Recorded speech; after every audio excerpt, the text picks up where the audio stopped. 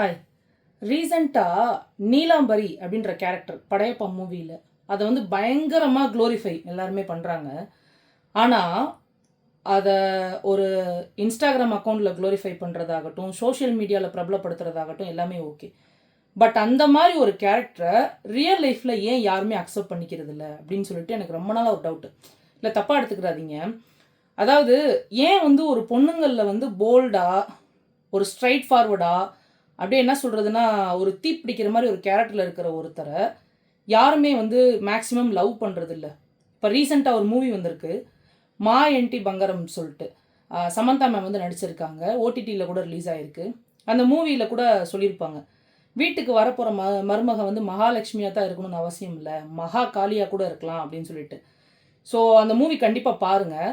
எனக்கு அதை பார்த்ததுலேருந்து பார்த்தா எனக்கு இந்த விஷயம் தான் ஞாபகத்துக்கு வந்துச்சு. ஏன் மேக்ஸிமம் அந்த மாதிரி ஒரு பர்சன் மேலே வந்து யாருக்குமே லவ் வர மாட்டேங்குது.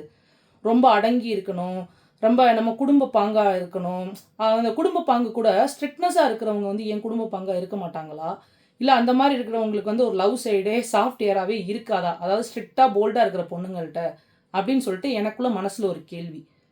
ஸோ உங்களுக்கு இதுக்கு சம்மந்தமாக என்ன தோணுதுன்றதை கண்டிப்பாக கமெண்ட் செக்ஷனில் சொல்லுங்கள். ஏன் மகாலட்சுமியை தான் பிடிக்குமா, மகாகாளியை ஏன் பிடிக்கிறது இல்லை? கேரக்டர் சொல்கிறேன், கண்டிப்பாக கமெண்ட்ஸில் சொல்லுங்கள்.